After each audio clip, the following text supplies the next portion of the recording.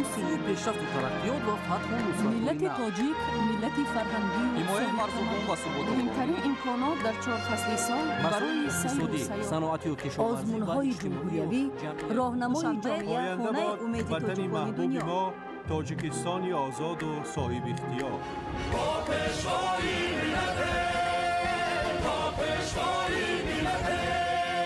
دوست باشید، اتفاق باشید، شکرانه همین دولت کنید، شکرانه همین سرزمین کنید، شکرانه کنید که چنین وطن عزیز و محبوب دارید.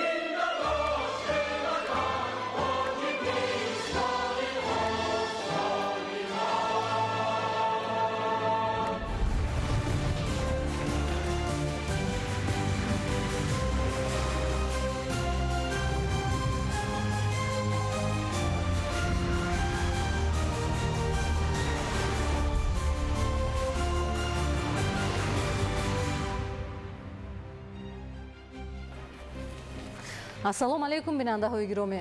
нашри муфассали барномаи иттилоотии ахборо мустақиман аз телевизиони тоҷикистон манзуратон мегардонем. имрӯз дар барнома истифодаи дурусти барқ ба кам шудани хароҷот ва ҳифзи муҳити зист мусоидат мекунад. масъулияти бузург дар ин самт ба хотири фардои дурахшон. корҳои созандагӣ, саҳмгузорӣ ба хотири ояндаи ободу зебои ватан, беҳтар намудани шароити зиндагӣ ва таҳкими инфрасохтор дар тамоми бахшҳо. шоҳнома шоҳасари безавол ва дастрас барои ҳама. бо омӯзиши шоҳнома решаи фарҳанг, забон ва худшиносии миллиамонро мустаҳкам месозем. рушди соҳаи кишоварзӣ, кафолати амнияти озуқаворӣ, истеҳсоли маҳсулоти деҳқонӣ ба болоравии сатҳи зиндагии мардум мусоидат мекунад.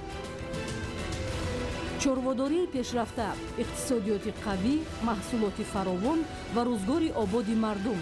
баргузории фестивалнамоиши чорводорон дар вилояти суғд. шарҳи ин ва дигар хабарҳо дар нашри муфассали барномаи иттилоотии ахбор.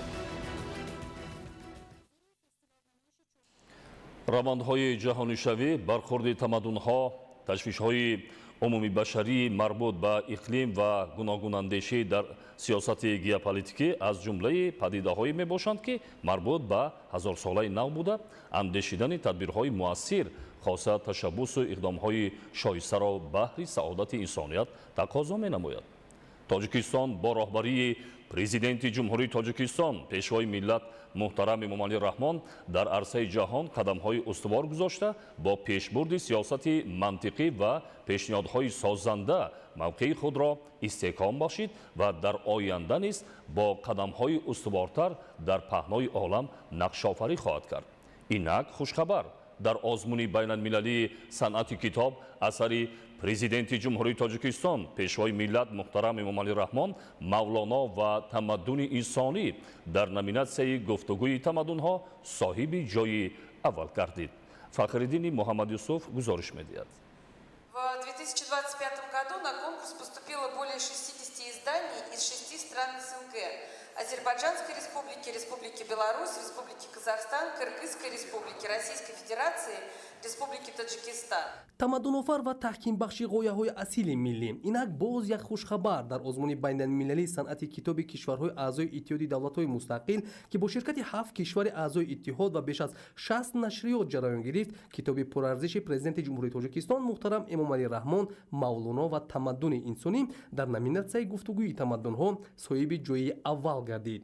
озмуни байналмилалии санъати китоб бо мақсади тавсеяи ҳамкориҳои байналмилалӣ байни ноширони китоб, баландбардоштани фарҳанги нашри китоб, рушди санъати китоб, таблиғи беҳтарин дастувордҳои нашриётҳо ва табодули арзишҳои маънавию фарҳангӣ байни кишварҳои узви иттиҳоди давлатҳои мустақил аз соли 2004 инҷониб баргузор мешавад, ки дар ҷараёни он асарҳои пурарзиши пешвои миллат президенти ҷумҳурии Тоҷикистон муҳтарам Эмомалӣ Раҳмон аллакай бори дуввум соҳиби ҷоиза мегардад. рӯзи 4 декабри соли ҷорӣ дар озмуни байналмилалии санъати китоби иттиҳоди давлатҳои муштаракулманофеъ ду асари пешвои муаззами миллат муҳтарам Эмомалӣ Раҳмон, яке бо номи мавлоно ва тамаддуни инсонӣ соҳиби ҷойи аввал гардид. ҳамчунин китоби дигари пешвои маъзами миллат муҳтарам имоми раҳмон мероси имоми аъзам ва гуфтугӯи тамаддунҳо дар номинатсияи ё наминаи гуфтугӯи фарҳангҳо соҳиби ҷоиза гардид. ин ҷоиза эътирофи ҷомеаи байналмилалӣ аз талошҳои пайвастаи пешвои миллат дар таҳкими ғояҳои инсонпарварӣ ва арзишҳои миллӣ, тамаддунофарӣ ва қадршиносии шахсиятҳои барҷаста, густариши ҳамкориҳои дӯстона хоса дастгирии ташаббусҳои беназир мебошад. таваҷҷӯҳи рӯзафзуни ҷомеаи ҷаҳонӣ нисбат ба асарҳои пешвои муаззами миллат, асосгузори сулҳу ваҳдати миллӣ, президенти муҳтарам эмомалӣ раҳмон, дар он асос меёбад, ки дар ин асарҳо нуктаҳои умдатарин ва муҳимтарини рушди тамаддуни тоҷик пай дар ҳам ошкор карда мешавад ва ба ҷомеаи ҷаҳонӣ пешниҳод карда мешавад. агар ба номгӯи ин асарҳо таваҷҷӯҳ намоем, ин асарҳо аз умқи таърих оғоз меёбанд ва аз даврони ориёиҳо шурӯъ мешаванд ва ба ҷомеаи ҷаҳонӣ таърихи бостонии тоҷиконро пай дар ҳам ошкор месозанд. бузургдошти фарзандони шоиставу фарзонаи миллат ва таконбахшанда асоси баланд шудани маънавиёти миллии ҷомеа гардида, имрӯз бо ҳамовозӣ ва омӯзиши ҷомеаи ҷаҳонӣ низ боиси ифтихори наслҳост. беш аз 30 китоби пурарзиш бо ҷилдҳои хос пешвои муаззами миллат муҳтарам эмомалӣ раҳмон дар баробари муаррифии тоҷикистон чун давлати мустақил, дунявӣ, демократӣ ва ҳуқуқбунёд дар байни халқу миллатҳои гуногун қадршиносии корнамоиҳои неку писандидаи қаҳрамонони миллатро аз назари комил, илман ва амалан дар арсаи байналмилалӣ шоиста эҳё намуда дар раванди бархурди тамаддунҳо аз асолати милливу фарҳангӣ ҳимоя мекунад. ин асари тоза нашри пешвои маъзами миллат муҳтарам имоми раҳмон мавлоно ва тамаддуни инсонӣ ки бо ҳуруфоти кириллӣ ва ҳуруфоти форсӣ нашр гардидааст, бори дигар муаррифӣ кардани моҳият ва ғояҳои инсондӯстии мавлоно ҷалолиддини балхиро ифода мекунад. ёдоваршам ба мавриде аст ки ҳамчунин соли 2022 китоби муҳтарам имоми раҳмон нигоҳи ба таърих ва тамаддуни ориёӣ соҳиби ҷоизаи байналмилалӣ дар озмуни мазкур гардида буд ва ин бори дуввум аст ки ин ду китоби тозанашр, ду китобе ки ифодагари таърихи тамаддун ва ғурури милливу ҳувияти миллии мо мебошад соҳиби ҷоиза гардид. чунин ҷоиза моро водор месозад ки ба осори эҷоднамудаи пешвои муаззами миллат таваҷҷӯҳи боз ҳам бештаре кунем ва ба умқи навиштаҳои ин шахсияти барҷастаи сиёсати ҷаҳонӣ бирасем ва саҳму заҳматашро дар баробари бунёди давлати демократии ҳуқуқбунёд ва давлате ки имрӯз дар ҷаҳон бо ободию оромию осоиштагиаш мавқеи хосае дорад арҷу эҳтиром бигузорем. пешвои муаззами миллат дар баробари давлатсозӣ ҳамчунин ба шахсиятҳои варзидаи илмию таърихии кишвари мо ҳамеша таваҷҷӯҳ зоҳир мекард ва солҳои гуногунеро барои баргузории бузургдошти онҳо эълон менамуд ва дар ин росто мо огоҳ ҳастем ки доир ба устод рӯдаки абулқосим фирдавсӣ, шоҳномаи абулқосим фирдавсӣ, ҷалолиддини балхӣ, ҳамчунин доир ба шахсиятҳои дигари варзидаи илму таърих ва фарҳанги тоҷик чоравиниҳо ва ҳамоишҳои бузурги илмиеро доир карданд ки тамоми ҷаҳон аз афкор ва андешаи волои созандагӣ ва ободонию ва сулҳдӯстию инсонпарваронаи мардуми мо ба хубӣ огоҳ гаштанд. нақши президенти ҷумҳурии тоҷикистон дар таърихи навини тоҷикистон муассир буда хизмати бебаҳои сарвари муаззами давлат дар арсаи байналмилалӣ эътироф ва аз ҷониби сиёсатмадорону шахсиятҳои шинохта баҳогузорӣ мешавад.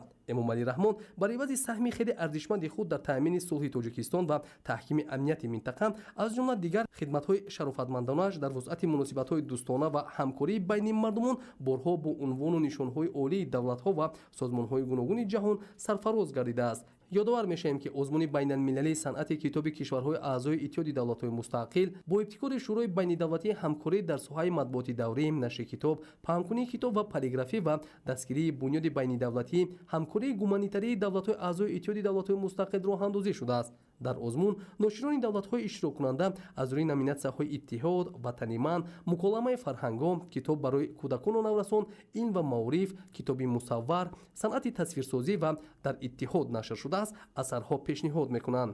ноширони ҷумҳурии тоҷикистон дар ин озмун бо 9 ҷоизаи байналмилалӣ қадрдонӣ шудаанд. бояд гуфт ки қаблан низ китоби президенти ҷумҳурии тоҷикистон муҳтарам Эмомалӣ Раҳмон нигоҳи ба таърих ва тамаддуни ориёӣ дар номинатсияи илм ва ҳаёт ғолиби озмуни байналмилалии санъати китоби кишварҳои аъзои иттиҳоди давлатҳои мустақил гардида буд. дар марҳилаи нави бунёди давлати ҷавони тоҷикистон тақдири баланди миллати кӯҳандиёри тоҷик дар симои шахсияти беназири таърихии президенти ҷумҳурии тоҷикистон пешвои миллат муҳтарам Эмомалӣ Раҳмон олитарин сифатҳои адолати инсонӣ, бузургдилию шуҷоат, раҳму шафқат ва қобилияти нотакрори ваҳдатофариро ато кард ва маҳз ҳамин ҳамоҳангӣ ҷомеаро ба сатҳи баланди хештаншиносӣ расонид.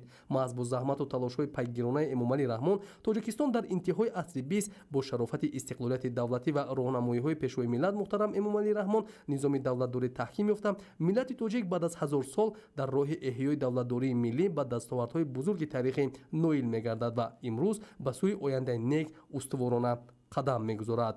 Фахриддин Муҳаммад Юсуф, Ҷаҳонгир Самиев, Ахбор.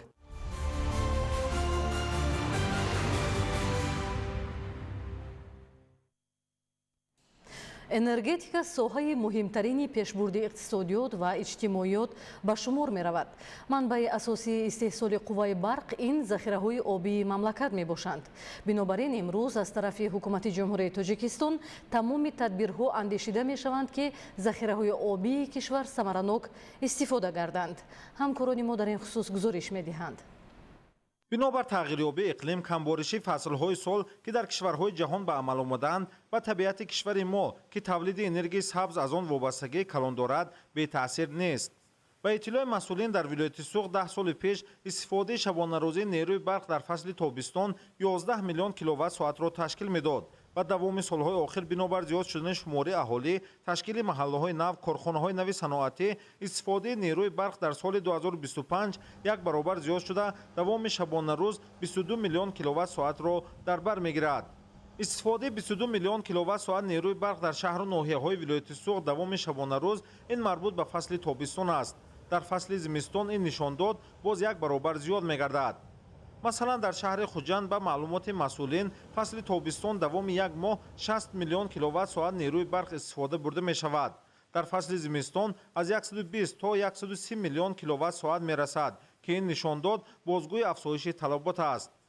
дар ин сурат вазъи мавҷудии боришоти кам дар фаслҳои сол ки на танҳо дар Тоҷикистон, дигар кишварҳо низ ба мушоҳида мерасад, аз шаҳрвандони мамлакат дарки масъала ва истифодаи сарфакоронии нерӯи барқро талаб менамояд. таҳлилҳо ва мушоҳидаҳо нишон дода истодааст ки дар оилаҳо якбора таъсисотҳои барқӣ 6-7 намуд баробар истифода бурда шуда истодааст. обгаркунакҳои термиксҳо мегӯем аристон, кондитсионер, печкаҳои барқӣ, яхтонҳо, дазмол, иқтидори онҳо аз 1.2 то 2 киловаттро ташкил дода дар ҳангоми ҳамаашро баробар истифода бурдан қариб то 10 киловатт энергия барқро истифода мебарад ки ин ҳам ба системаи энергетикӣ халал расонда ба буҷаи оилаам таъсири манфии худро мерасонад.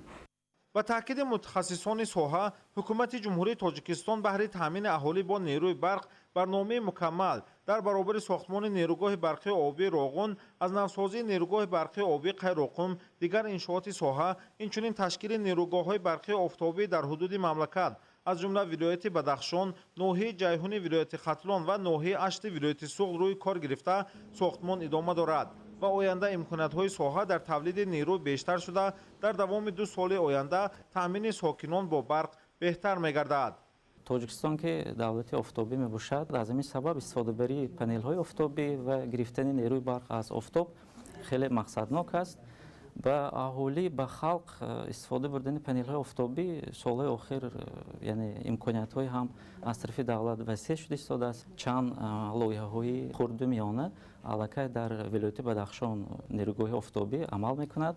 дар вилояти Суғ низ лоиҳа гузошта шудааст дар ноҳияи Ашт ки масоҳати 750 гектар ба васл карда мешавад, иқдори он 250 мегаватт мебошад. ин яке аз муаммои норасоии нерӯи барқро албатта бартараф хоҳад кард. дар баробари тадбирҳои амалии ҳукумати ҷумҳурии тоҷикистон ҷиҳати таъмини аҳолӣ бо нерӯи барқ самараи корҳои фаҳмондадиҳии мутахассисони раёсати агентии назорати давлатии энергетикӣ назди президенти ҷумҳурии тоҷикистон дар шаҳри хуҷанд ва шабакаҳои барқ аст ки дар шаҳру ноҳияҳои вилояти суғд истифода аз дигар манбаъҳои алтернативӣ насби панелҳои офтобӣ ташкили марказҳои гармидиҳӣ дар корхонаю муассисаҳо зиёд шудааст. дар шаҳри хуҷанд айни замон 53 муассисаҳои таълимию то мактабӣ ки қаблан барои таъмини гармӣ аз нерӯи барқ истифода мебурданд маркази гармидиҳӣ ташкил намуданд ки истифода аз нерӯ ба маротиб кам шудааст. дар муассисаи томактабии рақами 1 бунафша дар ноҳияи спитамин дар баробари ташкили маркази гармидиҳӣ баҳри гарм нигоҳ доштани гурӯҳҳои томактабӣ боз барои таъмини рӯшноӣ кори таҷҳизоти муосир дар боми муассиса панелҳои офтобӣ насб намуданд. аз ҳисоби нерӯи офтоб муассисаи томактабӣ пурра бо барқ таъмин шуда фаъолияти назаррас дорад. чунин тадбирҳо истифодаи манбаъҳои алтернативӣ ва масъулиятшиносии шаҳрвандон дар истифодаи нерӯ имкон медиҳад ки шиддати барқ баланд ва дастгоҳу таҷҳизот ва хатҳои барқии низоми энергетикӣ сарборӣ кам шуда ҳаҷми оби обанборҳо барои истифодаи дарозмуддат захира гардад. аз ҷониби роҳбарияти прокуратураи ноҳияи шаҳри нав дар якҷоягӣ бо масъулини агентии назорати давлатии энергетикӣ назди президенти ҷумҳурии тоҷикистон вобаста ба пешгирии ҳолатҳои дуздӣ ва ғайримақсаднок истифода намудани нерӯи барқ санҷишҳои прокурорӣ гузаронида шуданд. зимни санҷишҳо чандин ҳолатҳои ғайриқонунӣ истифода бурдани нерӯи барқ ошкор гардид. гарчанде ки имрӯзҳо дар кишвар маҳдудияти нерӯи барқ ҷорӣ гардидааст, вале ба ин нигоҳ накарда аз ҷониби масъули шабакаҳои барқи ҷумҳурӣ ки сокини ноҳияи шаҳри нав мебошад бо истифода аз мақоми хизматиаш бе ягон маҳдудият шабонарӯзӣ барқро истифода мекардааст. нисбати ӯ аз ҷониби масъулин чораҳои зарурӣ андешида шуд. инчунин намояндагони мақомоти прокуратураи ноҳияи шаҳри нав ва мутахассисони агентии назорати давлатии энергетикӣ назди президенти ҷумҳурии тоҷикистон дар бозори марказии ноҳия миёни соҳибкорон ва фурӯшандагон корҳои фаҳмондадиҳӣ гузаронинданд ки ҳадаф аз он истифодаи самаранок ва оқилонаи нерӯи барқ мебошад. таъкид гардид ки дар натиҷаи кам шудани боришҳо дар соли ҷорӣ сатҳи оби обанборҳо паст гардида имконияти истеҳсоли нерӯи барқ коҳиш ёфтааст.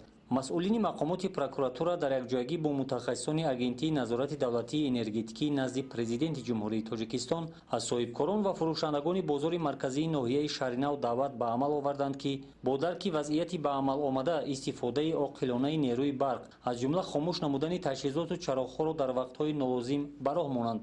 инчунин ҷиҳати гузаштан ба насби панелҳои офтобӣ дар корхонаҳо, хоҷагиҳо, биноҳои истиқоматӣ ва нуқтаҳои хизматрасонӣ тадбирҳои зарурӣ андешанд.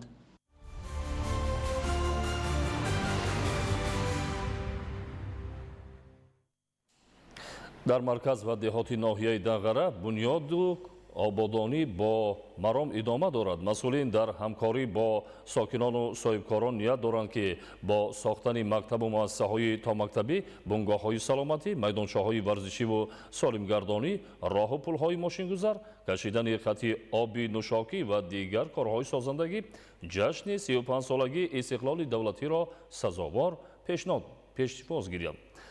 гузориши ҳамкорони мо. амалӣ гардидани нақшаву барномаҳои рушди маҳал дар минтақаҳои дурдасти кишвар ба беҳбудии шароити зиндагии сокинон мусоидат мекунад. дар ин замина инфраструктури зарурӣ ва муҳити муносиб барои кору рӯзгори аҳолӣ ҳатто дар дурдасттарин деҳаҳо муҳайё гардида истодааст. деҳаи навободи ҷамоати деҳоти себистони ноҳияи дағара ки дар домони кӯҳҳо ҷойгир аст аз ҷумлаи чунин маҳалҳое мебошад ки солҳои охир симои онро корҳои созандагиву ободонӣ тағйир дода истодааст. сокинони деҳа дар ду тарафи ҷӯи калон ва селгузар зиндагӣ мекунанд ва солҳои тӯлонӣ хусусан дар фаслҳои боронӣ ҳангоми рафтуомад танқисӣ мекашиданд. бо ташаббус ва маблағгузории сокинон ва соҳибкорони маҳаллӣ дар болои ин ҷӯй як пули пиёдагард бо дарозии 68 метр бунёд шуда ба истифода супорида шуд.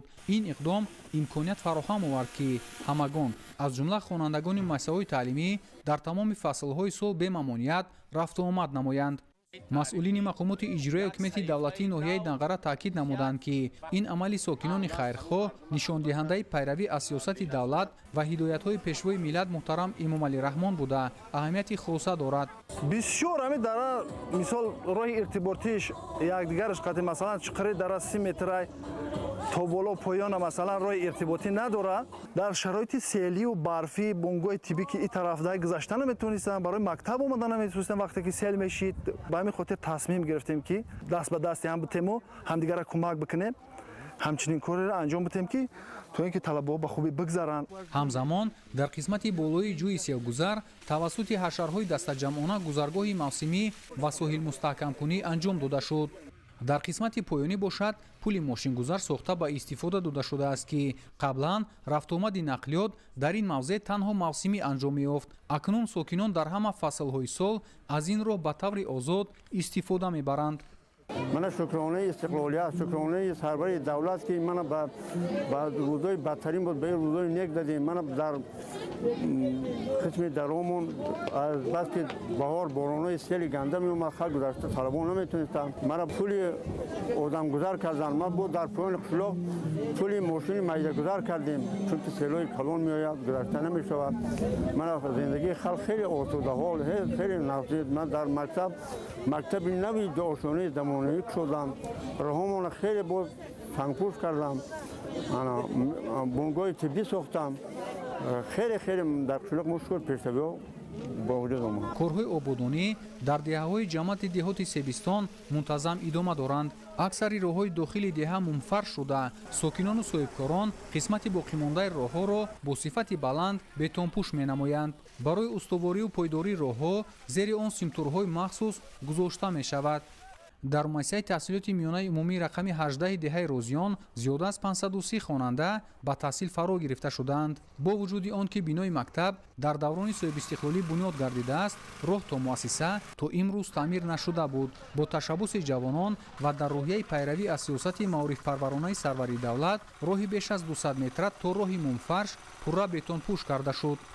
азбаски деҳаи мо дар доманакӯҳ аст ва мудом дар инҷо боришҳо зиёд аст, роҳи муассиса лой буд, хонандагон танқисӣ мекашиданд, даромаду рафт ва имрӯз ҷавонони деҳа бо ҳамроҳии соҳибкорон тасмим гирифтанд ки роҳи деҳаро бетонпӯш кунанд ва чӣ хеле ки мо шоҳиди он ҳастем. имрӯз ҳама саросар дастаҷамъона баҳри ободии муассиса барои фарзандону ояндаи насли худ ҳама дастаҷамъона кор карда истодаанд. тавре масъулин таъкид мекунанд, имрӯз дар марказ ва деҳоти ноҳияи Нағара бунёдкориву ободонӣ ба анъанаи ҳамешагии роҳбарият, соҳибкорон ва сокинони шарафманд табдил ёфтааст. онҳо тасмим доранд бо сохтани мактабҳо, муассисаҳои томактабӣ, бунгоҳҳои тиббӣ, майдончаҳои варзишӣ, роҳу пулҳои мошингузар, шабакаҳои оби нӯшокӣ ва дигар иншооти муҳим ҷашни бузурги миллӣ 35-солагии истиқлоли давлатии ҷумҳурии Тоҷикистонро дар сатҳи сазовор пешвоз гиранд.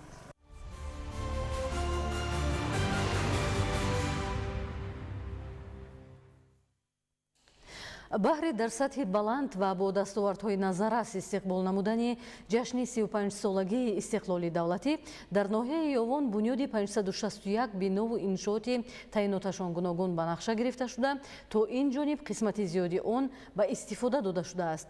аз раванди созандагиҳо дар ноҳияи Ёвон ҳамкоронамон гузориш медиҳанд. бунёду ба истифода додани иншооти мухталифи хоҷагии халқ, мунфаршнамоии роҳҳои маҳалливу марказӣ, қоматафрохтани биноҳои муассисаҳои таълимиву томактабӣ дар ноҳияи Ёбон самараи истиқлоли давлатӣ ба ҳисоб рафта, сокинону соҳибкорони ноҳия бо пуштибонӣ аз таъкидҳои бунёдкоронаи президенти мамлакат муҳтарам Эмомалӣ Раҳмон боз ҳам иқдомҳои созандаеро ба роҳ монда, марҳила ба марҳила инфраструктури заруриро муҳайё мегардонанд. аз иншоотҳои ба истифода дошуда аз ҷумла дар соли 2025 зиёда аз 300 иншоотро дар бар мегирад ки ин ҳам бошад теъдоди зиёди иншоотҳо дар соҳаи маориф, тандурустӣ, соҳаи саноат, варзиш ва дигар корҳои ободонии ноҳияро аз ҷумла мунфаршкунии роҳҳоро дар бар мегирад. дар ҳудуди ҷамъияти шаҳраки Ёвон дар соли 2025 зиёда аз 90 иншоотҳоро ба истифода дода шуд ки аз қобили сохтмони биноҳои баландошона ва дигар мунфаршкунию корҳои ободонии ҳудуди ҷамъияти шаҳракро дар бар мегирад. маркази савдои шукӯҳи мебел дар ҷамоати деҳоти норини ноҳия аз иншооти ҷашнӣ маҳсуб ёфта бо муосиртарин тарҳу намоз сохта шудааст ки айни замон мавриди истифода қарор дода шуд. зикр гардид ки дар он зиёда аз 30 нави мебелҳои кӯдакона ва барои калонсолон ҳамчунин мезу курсии гуногунро пешниҳоди харидорон намуда истоданд. با استفاده دادن این مرکز سودای نوبنیاد زیاده از 10 نفر ساکنان محل با جای کار تامین گردیدند و مسئولین هدف دارند که در آینده کارگاه استحصالی میبد را در جماعت دهات مذکور ساخته مورد بهره برداری عموم قرار دهند و بهر ساکنان خدمت رسانی با صفت را به راه مانند. مرکز سلامتی دهه کشاورزان ناحیه که تعمیر طلب گردیده بود حالا با سهم مقامات محلی و جلب شریکان رشد روند از نوسازی آن با مرام ادامه دارد. بعد از پورا نوسازی شدن کارمندان با شرایط معاصر طبی تامین خواهند شد. شاهزاده سمندر، موسی نور محمد، ناحیه یابان، اخبار.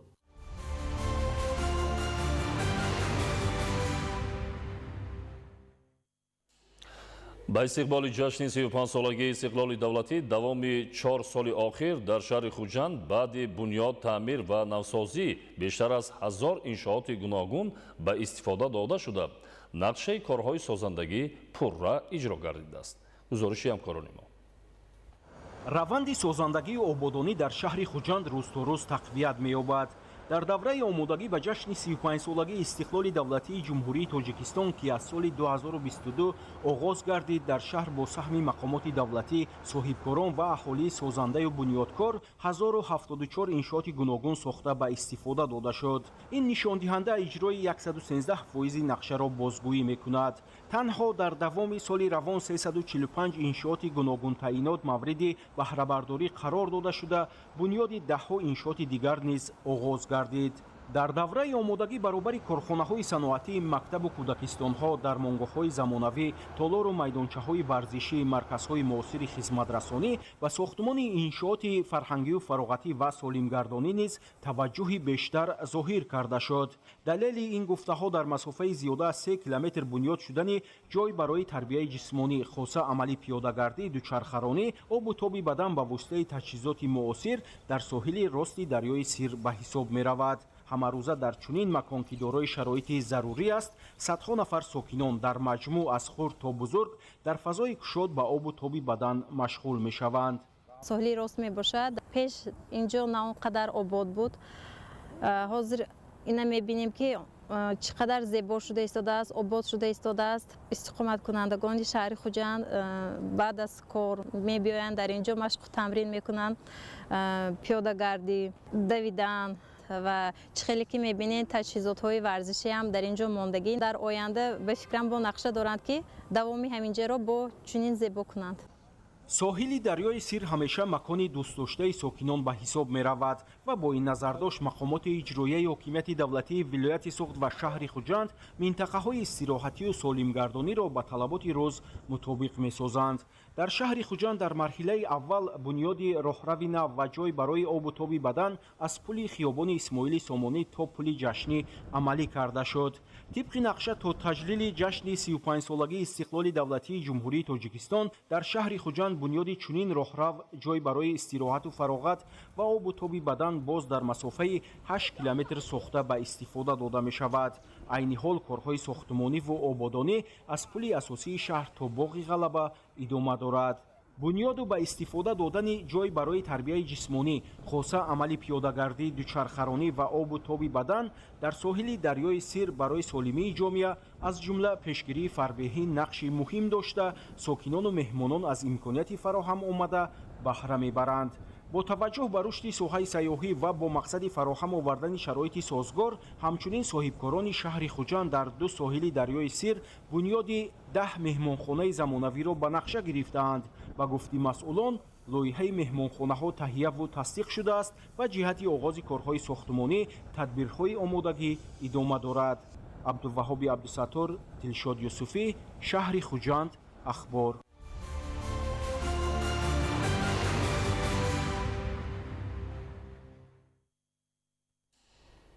раванди созандагиҳо бахшида ба ҷашни истиқлоли давлатӣ дар ноҳияи нуробод бо шеваи хоса идома дорад. То имрӯз ба ин муносибат 186 иншооти гуногун мавриди баҳрабардорӣ қарор гирифта, корҳои сохтмонӣ дар 67 иншооти дигари ҷашнӣ идома дорад. гузориши ҳамкоронамон аз ноҳияи нуробод. ноҳияи нуробод дар партави барномаҳои бунёдкоронаи ҳукумати ҷумҳурии тоҷикистон дар ҳоли рушд қарор дорад.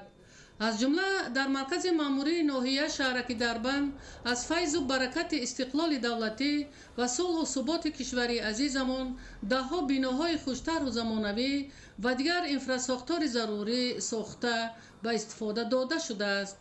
дар доираи нақшаи чорабиниҳо бахшида ба истиқболи ҷашни 35-солагии истиқлоли давлатии ҷумҳурии Тоҷикистон дар ҳудуди ҷамъиятҳои шаҳраку деҳоти ноҳия сохтмони 257 иншооти муҳими хоҷагии халқ пешбинӣ шуда буд. то ҳамин давраи соли ҷорӣ бо анҷоми корҳои сохтмонӣ 186 иншоот аз қабили бино ва симхонаҳои иловагӣ назди муассисаҳои таълимӣ, тандурустӣ, боғи фарҳангӣ, фароғатӣ, мактаби ронандагӣ, роҳҳои мошингарду майдончаҳои варзишӣ, марказҳои тиҷоратӣ ва дигар инфрасохтори шаҳраки Дарбанд мавриди баҳрабардорӣ қарор гирифта, корҳои сохтмонӣ дар 67 иншооти дигар идома дорад. сохтмони пули мошингузар аз болои дарёи Сурхоб барои таъмини ҳаракати мӯътадили нақлиёт дар шоҳроҳи автомобилгарди байналмилалии оби гарм Нуробод идомаи корҳои сохтмонӣ дар бинои коллеҷи техникӣ ва муҳандисӣ барои 600 нафар донишҷӯ, коқи фарҳанг барои 500 ҷойи нишаст, сохтмони бинои чорошонаи таълимӣ ва хобгоҳи мактаб-интернати ҷумҳуравӣ барои 650 нафар хонанда, меҳмонхона, беморхонаи хусусӣ, марказҳои тиҷоратӣ ва дигар корҳои созандагӣ аз ҳисоби ҳамаи сарчашмаҳои маблағгузорӣ дар маркази маъмурии ноҳия шаҳраки Дарбанд аз ҷумлаи иншооте мебошад, ки дар оянда ба пешрафти иҷтимоиву иқтисодии ноҳияи Нуробод нақши арзанда гузошта, ҳамзамон дар ин замина садҳо ҷойҳои нави корӣ муҳайё мегардад. ҳамин тариқ раванди корҳои ободонӣ дар ноҳияи Нуробод ба истиқболи ҷашни 35-солагии истиқлоли давлатии ҷумҳурии Тоҷикистон рӯз то рӯз вусъати тоза касб карда, ҳамаи ин ободонӣ ба хотири зиндагии шоистаи мардум равона шудааст.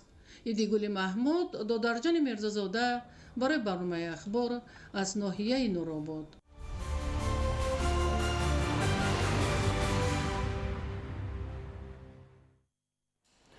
тӯҳфаи маънавии президенти ҷумҳурии Тоҷикистон пешвои миллат муҳтарам Эмомалӣ Раҳмон китоби шоҳномаи безаволи ҳаким Абулқосими Фирдавсӣ ба шаҳри Истаровшан расид.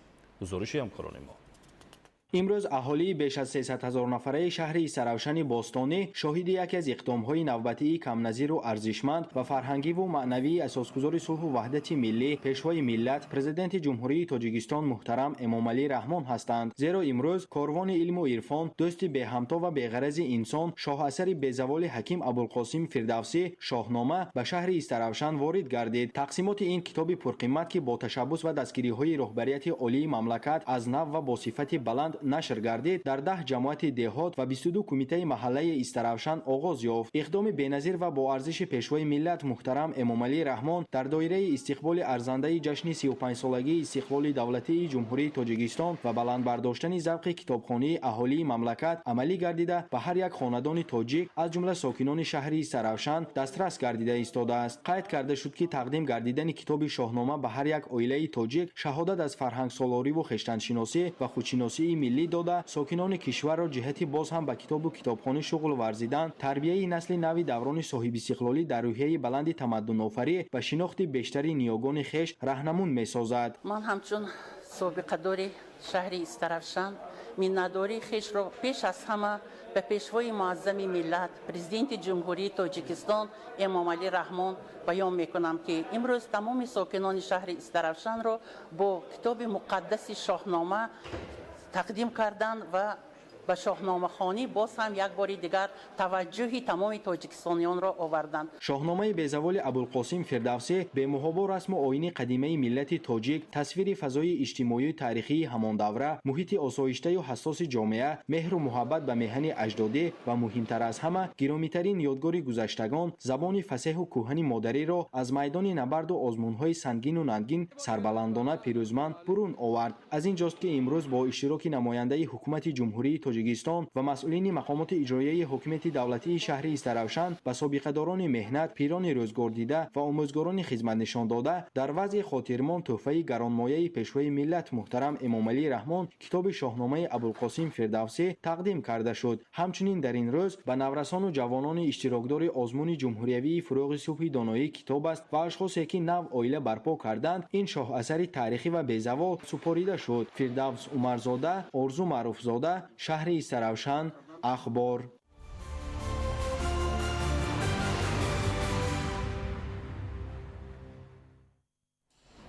ҳамасола 9 декабр ҳамчун рӯзи байналмилалии мубориза бо коррупсия таҷлил карда мешавад. ҳадаф аз он иборат аст ки хатари коррупсия на танҳо дар шакли ришва, инчунин дар камолоти насли наврасу ҷавон, ҳаёти осоиштаи сокинон ва рақобати солими ҷомеа таъсири манфӣ мерасонад. аз ин рӯ муборизаи ҳамагон дар ин самт ҳатмӣ ва зарур дониста мешавад. гузориш дар ин хусус.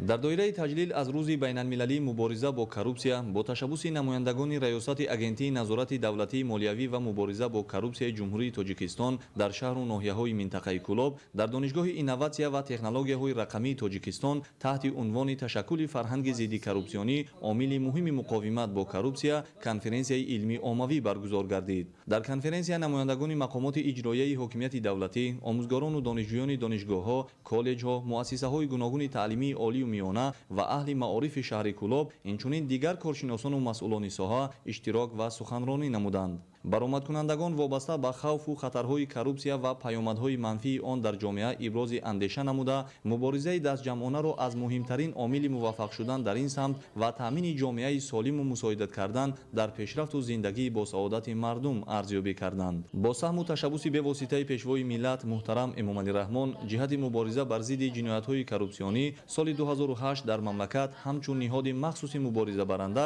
агентии назорати давлатии молиявӣ ва мубориза бо коррупсияи ҷумҳурии Тоҷикистон таъсис дода шуд ва дар фаъолияти муваффақонаи масъулон то кунун дар ин самт нишондодҳои беҳтари назаррасро ба бор овардааст.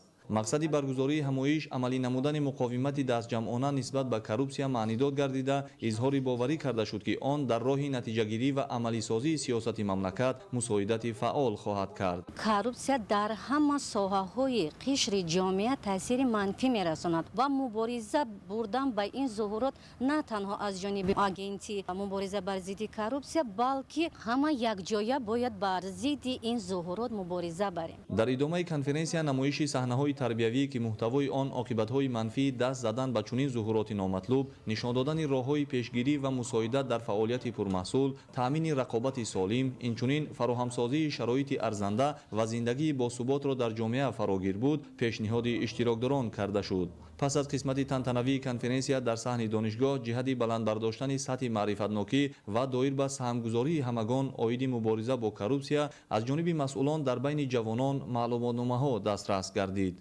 ҷумҳурии тоҷикистон узви комилҳуқуқи ҷомеаи ҷаҳонӣ буда ва дар роҳи муқовимати беамон бар зидди зуҳуроти номатлуби дунё аз қабили терроризму ифротгароӣ, гардиши ғайриқонунии маводи мухаддир, қочоқи инсон, ҷиноятҳои муташаккил ва падидаи пурхатари коррупсия мубориза мебарад. дар ин росто масъалаи муқовимат ба коррупсия аз рӯзҳои аввали истиқлоли давлатӣ дар меҳвари сиёсати хиратбунёди пешвои муаззами миллат муҳтарам Эмомалӣ Раҳмон қарор дошта, ҳукумати ҷумҳурии Тоҷикистон дар ин самт тадбирҳои муҳимро амалӣ намуда, имрӯз низ мубориза бо ин падидаи номатлубро яке аз самтҳои асосии фаъолияти худ медонад.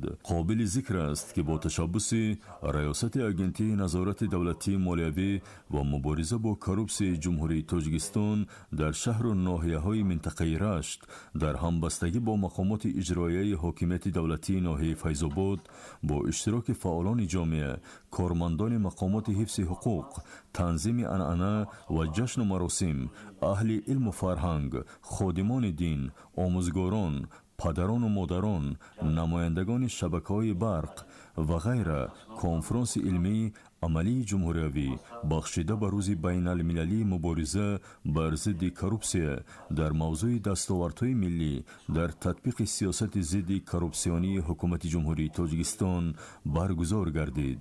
در کنفرانسیای مذکور در خصوص پدیده نامطلوبی коррупция ҳамчун зуҳуроти иҷтимоӣ заминаҳои ҳуқуқи миллӣ заминаҳои ҳуқуқи байналмилалӣ инчунин механизмҳои муосири муқовимат бурдан бар зидди коррупсия мавриди муҳокимаронӣ қарор дода шуд. Чун ҳамоиши илмии имрӯза ки бахшида шудааст ба дастовардҳои миллии сиёсати зидди коррупсионии ҳукумати ҷумҳурии Тоҷикистон дар даврони истиқлолият то тавонем боз ҳам нуфузу эътибори ҷумҳурии Тоҷикистонро дар арсаи байналмилалӣ баланд бардорем ва ба ин васила тавонем дар пешгирӣ кардани сатҳи содиршавии ҷиноятҳои коррупсионӣ саҳми худро гузорем. мо ҷомеаи шаҳрвандиро зарур аст ки насли наврасу ҷавонро дар роҳияи ватандӯстӣ, хештаншиносӣ, ҳимояи арзишҳои давлативу миллӣ тарбия намоем. насли ҷавон бояд ба ҳар гуна падидаҳои номатлуб муқовимати ҷиддӣ карда тавонанд. در کنفرانس تأکید گردید که سطح عملها و کردارهای کروپسیونی و جنایت‌های خصلت کروپسیونی داشته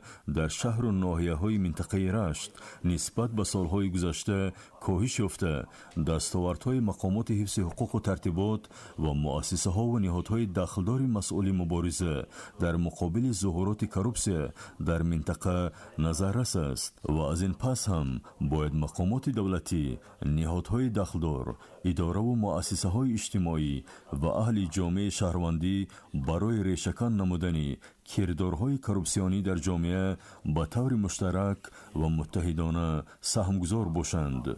همچنین تأکید گردید که اگنتی نظارت دولتی مالیوی و مبارزه با کروپسیای جمهوری تاجیکستان سیاست دولتی و سمت مبارزه با کروپسیا را تطبیق نموده امنیت اقتصادی دولت، حقوق شهروندان و منفعت‌های اجتماعی، مالی و اقتصادی جمعیت را حفظ می‌کند. فعالیت آن تمام مقامات حاکمیت دولتی، اتحادیه‌های جمعیتی، حزب‌های سیاسی و تشکیلات‌های دیگر را فرا می‌گیرد. در قسمت نهایی کنفرانس مذاکره‌ها، پیشنهاد و تکلیف‌ها و مبادله افکار بین اشتراکداران و کارمندان ریاست اگنتی نظارت دولتی مالیوی و مبارزه با کروپسیای جمهوری تاجیکستان در شهر و ناحیه‌های منطقه رشت صورت گرفت. همزمان نمایشنامه پند و اخلاقی که راه‌های مؤثر مبارزه با پدیده کروپسیا را بازگو می‌کند زیر عنوان ندامت از جانب بخش فرهنگ پیشکش اهلی تالار گردید.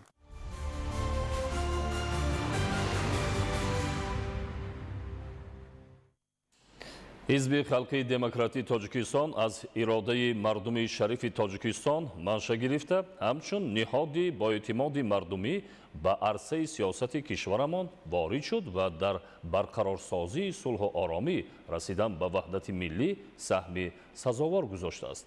бахшида ба солгарди навбатии таъсисёбии ин ҳизби сиёсӣ дар ноҳияи Варзоб ҳамоиш баргузор гардид. гузориши ҳамкорони мо.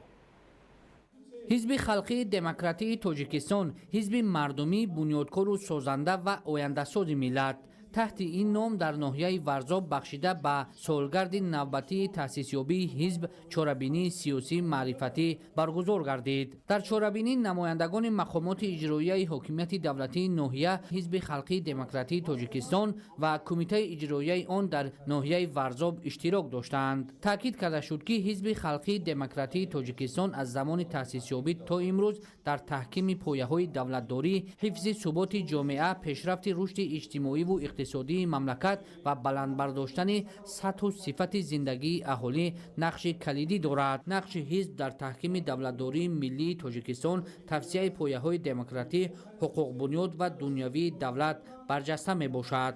дар фарҷоми ҷамъомади тантанавӣ як зумра аъзоёни фаъоли кумитаи иҷроияи ҳизби халқии демократии тоҷикистон дар ноҳияи Варзоб бо сипосномаву ифтихорномаҳо қадрдонӣ карда шуданд.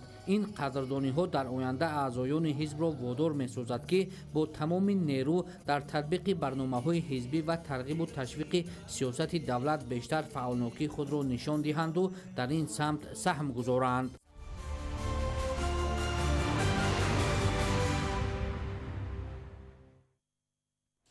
бо дар назардошти манфиатовар будани самти лимӯпарварӣ сокинони ноҳияи Темурмалик сол аз сол майдони гармхонаҳои парвариши лимӯро васеъ менамоянд.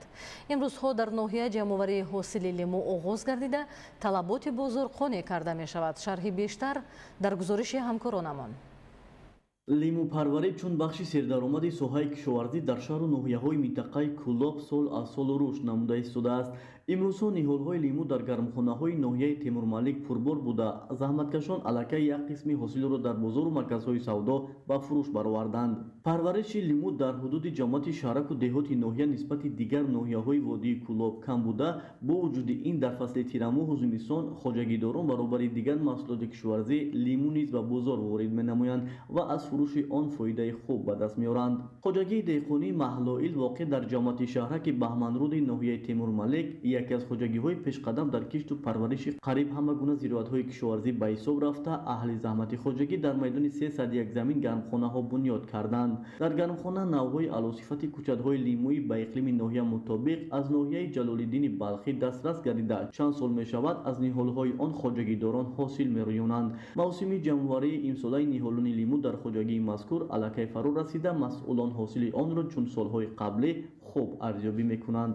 ҷиҳати беҳтару хубтар гардидани сатҳи некуаҳволии сокинон ва ба танзим даровардани нархи меваҳои тару тоза дар бозорҳои истеъмолӣ, хоҷагидорони ноҳия ба бунёди боғу тогзорҳо низ мароқи хос зоҳир менамоянд. дар ин замина кишоварзони ҷамоати деҳоти танобчӣ ба боғпарварӣ майли беандоза доранд. дар ҷамоати деҳоти мазкур давоми 5 соли охир чандин гектар боғҳои нав дар далутеппаҳо ва заминҳои шӯр бунёд карда шуданд, ки сабзиши дарахтон хуб мебошад.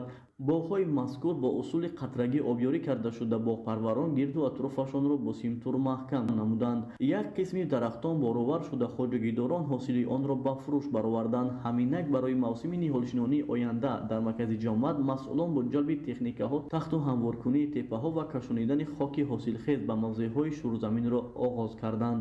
хоҷагии деҳқонии боғпарвар ки дар ҳудуди ҷамоати кору фаъолият менамоянд, онҳо аслан ба истеҳсоли мевагиҳо машғул мебошанд. давоми 2-3 соли охир онҳо зиёда аз 3 гектар боғ парвариш карда ба ҳосил дароварданд.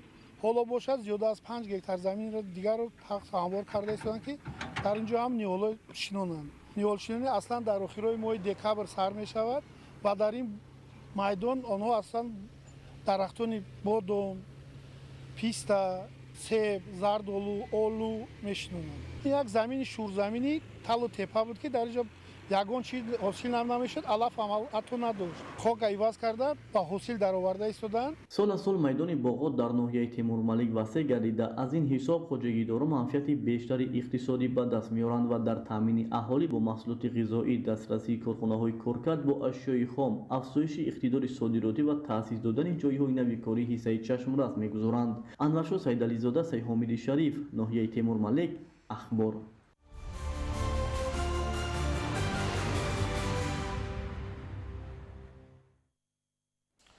раёсати иттифоқи тоҷик матлубот дар шаҳри Ваҳдат бо мақсади таъмини бозори истеъмолӣ бо анвои хӯрока дар мавсими сардиҳо тадбирҳои судмандро роҳандозӣ намуданд. гузориши ҳамкорони мо. дар мавсими сардиҳои форорасида сокинони шаҳри Ваҳдат бо анвои ғизоӣ аз он ҷумла маҳсулоти соҳаи кишоварзӣ бо нархҳои дастрас пурра таъмин мегарданд. раёсати ҷамъияти матлуботи шаҳр бо мақсади таъмини сокинон бо маҳсулоти ниёзи аввал шурӯъ аз моҳи майи соли ҷорӣ бо хоҷагиҳои кишоварзӣ ва корхонаҳои коркард шартнома баста то ба имрӯз дар анборҳои раёсати матлуботи шаҳр ба қадри зарурӣ маҳсулоти хӯрока захира намудаанд. бозори марказии шаҳри Ваҳдат аз зумраи таъминкунандаи маҳсулоти ниёзи аввал барои сокинон маҳсуб меёбад.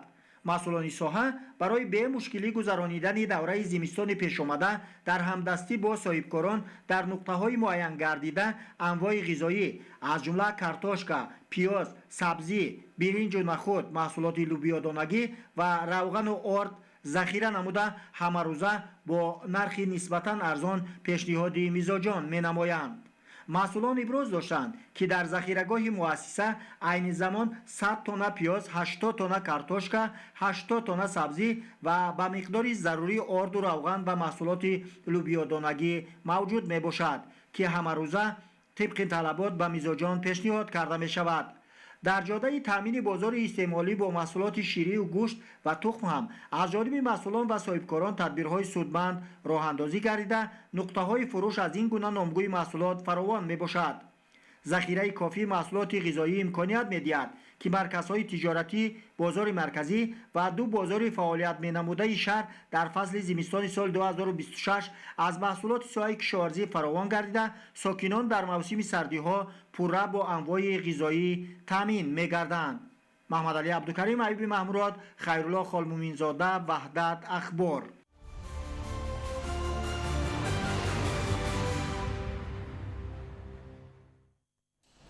дар ноҳияи ҷалолиддини балхӣ баҳри саривақт таъмин намудани кишоварзону хоҷагидорон бо оби полезӣ тадбирҳои лозима андешида шуда дар ин самт корҳои назаррас ба анҷом расонида шудааст.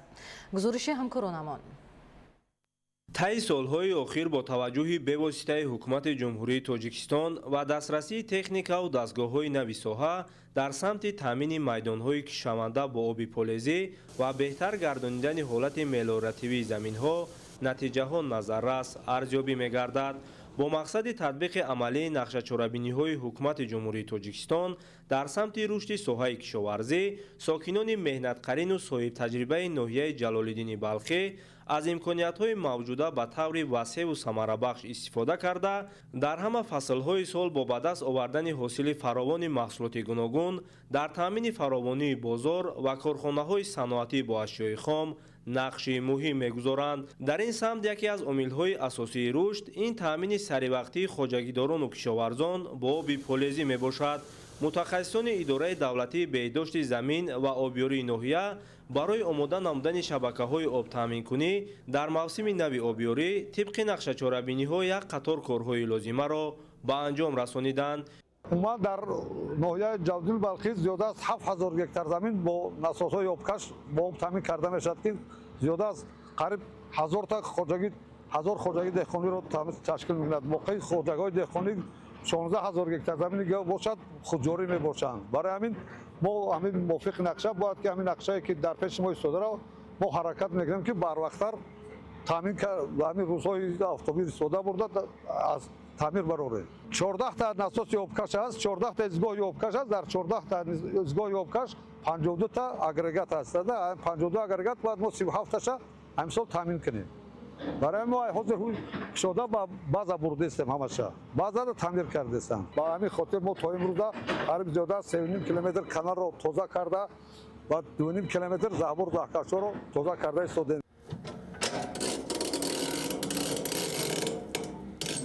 ин мавсим баробари вусъати корҳои омодагӣ бахусус тоза кардани заҳкашу каналҳо, таъмири пойгоҳҳои обкашӣ, ҳамзамон истгоҳи обтаъминкунии уртабуз ки дар он беш аз 8 пойгоҳҳои обкашӣ фаъолият мекард пурра бо таҷҳизоти муосир иваз карда шуданд ки барои боз ҳам беҳтар намудани таъминоти об ба хоҷагидорони ноҳия мусоидат менамояд. дар ноҳияи ҷалолиддини балхӣ 14 та пойгоҳи обкашӣ аст. 6317 гектар бо воситаи пойгоҳи обкашӣ заминҳо обёрӣ карда мешавад. пойгоҳи обкашӣ уртабуз дар мавсими оянда бо оби полезӣ 100% таъмин карда метавонад. ҳамаша таъмин кардагӣ, ҳамаш хоҷагӣ тайёр аҷа. ҷамоати шаҳраки гулистон ки бештари заминҳои корамаш тавассути пойгоҳҳои обкашӣ бо об таъмин карда мешавад, тамоми дастгоҳу шабакаҳои обрасонӣ таъмири босифат карда шуда баҳри боз ҳам беҳтар гардонидани ҳолати мелиоративии заминҳои корам, ҷӯю каналҳои обгузар тавассути техникаҳои нави соҳа тоза карда мешавад. саидшоҳ ашурализода, искандар саидзода, ноҳияи ҷалолиддини балхӣ, ахбор.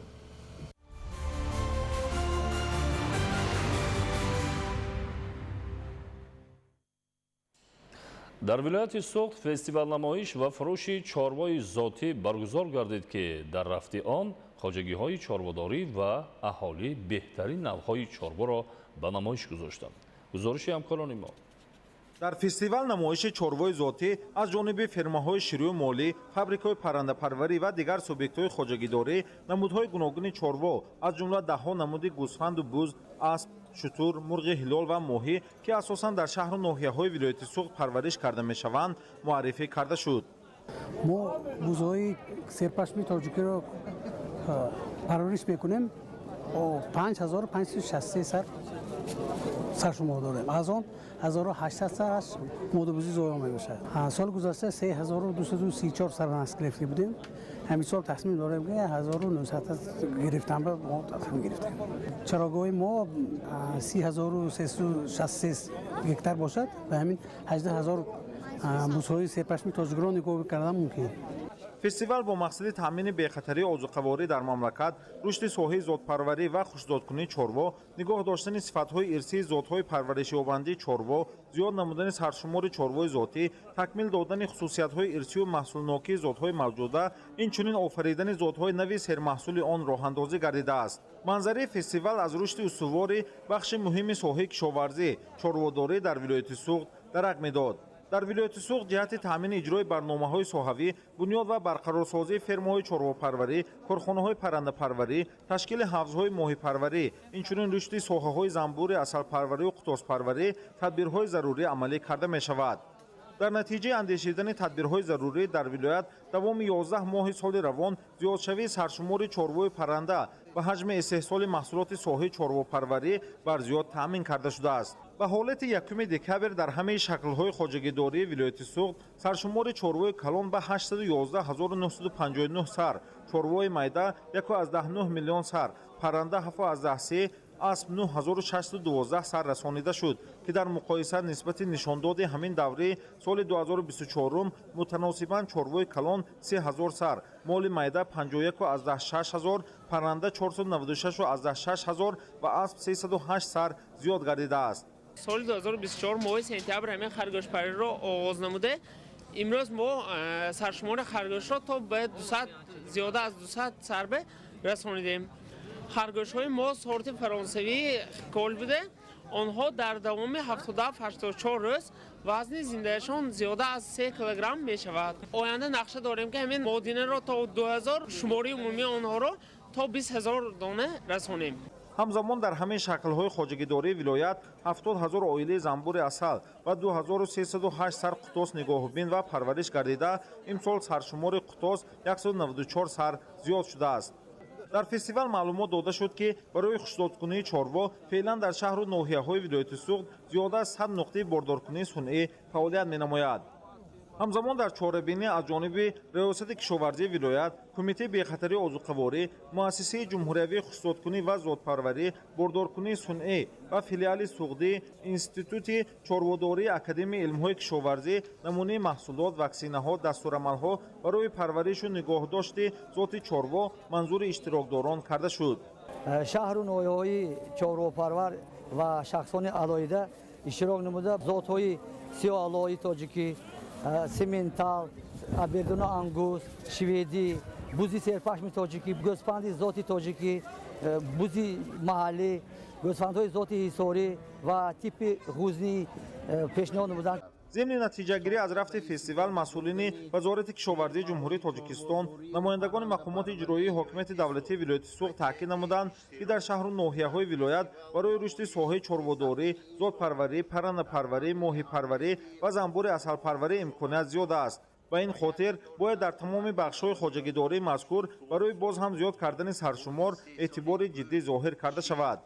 корпорации моҳии тоҷикистон ҷамъияти дорои маслиҳаташ маҳдуди рӯҳрахшонаи ноҳияи аш ва инчунин якчанд хоҷагиҳои моҳипарвар маҳсулоти худро дар ин намоишгоҳ оварданд ва аз маҳсулоти консервагӣ ва маҳсулотҳои моҳӣ дух карда ва чанд нави моҳӣ аз ҷумла зағораmoҳӣ, лақамоҳӣ, пешонағавс, амури сафед, карп дар ин намоишгоҳ гузошта шуд. 10 моҳи соли ҷорӣ яъне 800 тонн моҳӣ истеҳсол кардем ки ин нишондиҳанда яъне соли гузашта 71 тонна нави моҳӣ зиёд мебошад. در جنبست چهاربینی از طرف مقامات اجرایی حاکمیت دولتی ولایت سوغد وزارت کشاورزی جمهوری تاجیکستان در نتیجه خلاصه کمیته تدارکات فستیوال نمایش چاروای ذاتی و فعالان و بهترین خواجگی‌های ذات‌پروری، دهقانی و صاحبکاران انفرادی شهر و ناحیه‌های ولایت سپاسنامه و تحفه‌های خاطروی تقدیم کرده شد.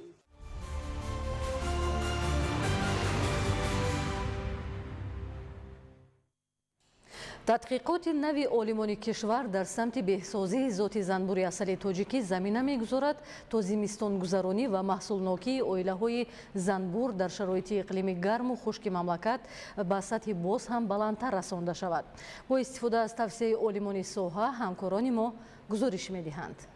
дар заминаи таҳқиқоти илмӣ оид ба беҳсозии зоти занбури аслии тоҷикии сермаҳсул мутахассисони соҳа тадбирҳои муҳимро барои зимистонгузаронии оилаҳои занбур роҳандозӣ намуданд. тавре масъулони пажӯҳишгоҳ иттилоъ медиҳанд, ҳадафи асосии ин таҳқиқот мукаммал гардонидани хусусиятҳои ирсӣ ва баланд бардоштани маҳсулнокии зоти занбури тоҷикӣ мебошад. бо ин мақсад олимони институти чорводорӣ ва чарогоҳи академияи илмҳои кишоварзии тоҷикистон омӯзиши ҳамаҷонибаи хусусиятҳои хоҷагидории занбур аз ҷумла зимистонгузаронӣ, рушди баҳорӣ ва сатҳи умумии маҳсулнокиро дар маркази таҳқиқот қарор доданд.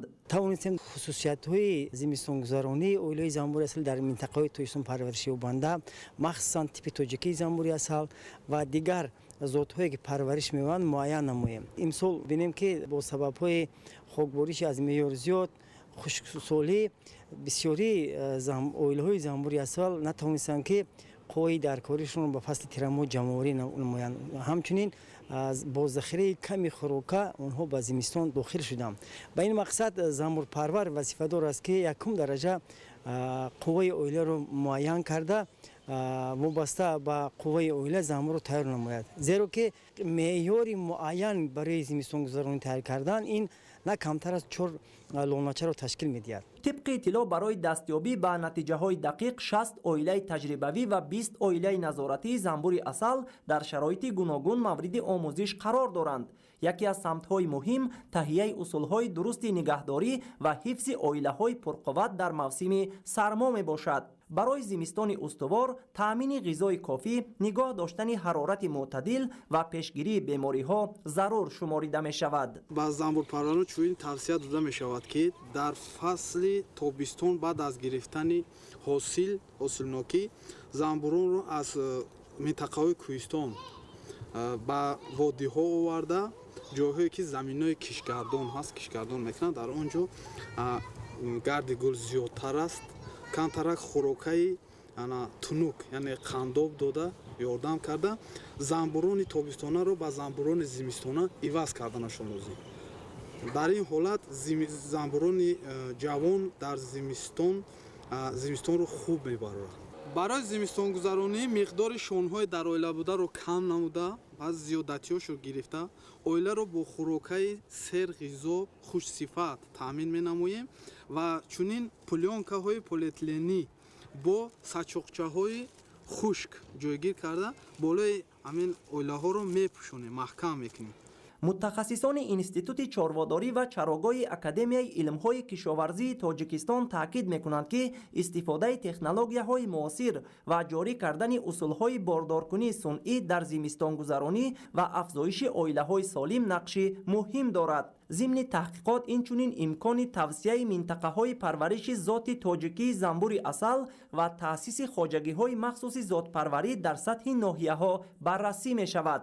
тадқиқоти ҷорӣ ба он равона шудааст ки зимистонгузаронии занбури асал дар шароити иқлими гарму хушки тоҷикистон беҳбуд ёбад ва хоҷагидорон тавонанд бо арзиши камтар маҳсулоти босифати асал ва дигар маҳсулоти занбури асал истеҳсол намоянд.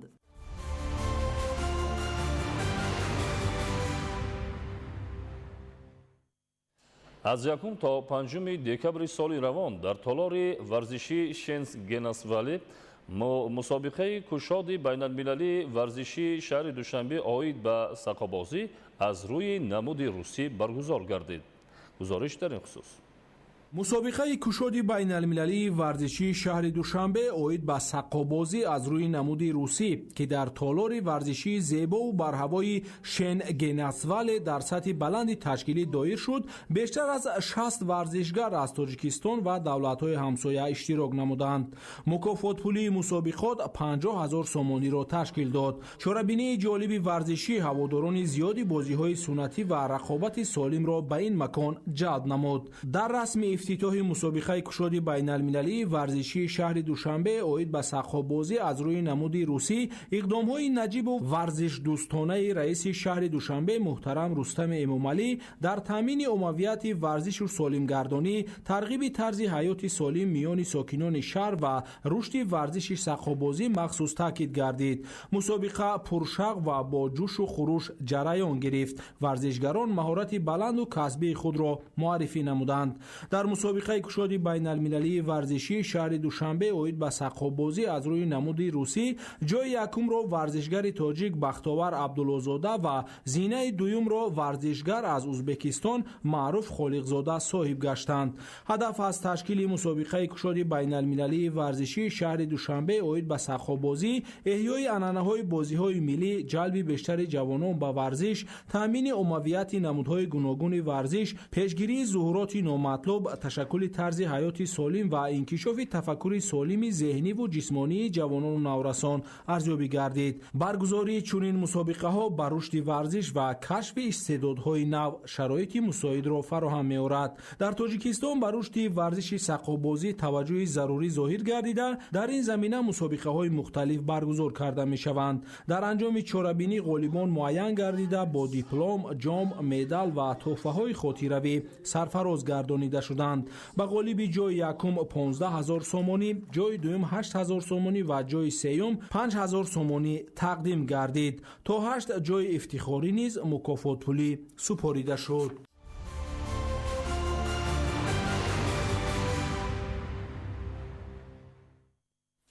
بیننده های عزیز گرامی، این بود نشر مفصل برنامه اطلاعاتی اخبار. به شما زندگی آباد و آسایش‌تر را تمنا داریم. سلامت باشید.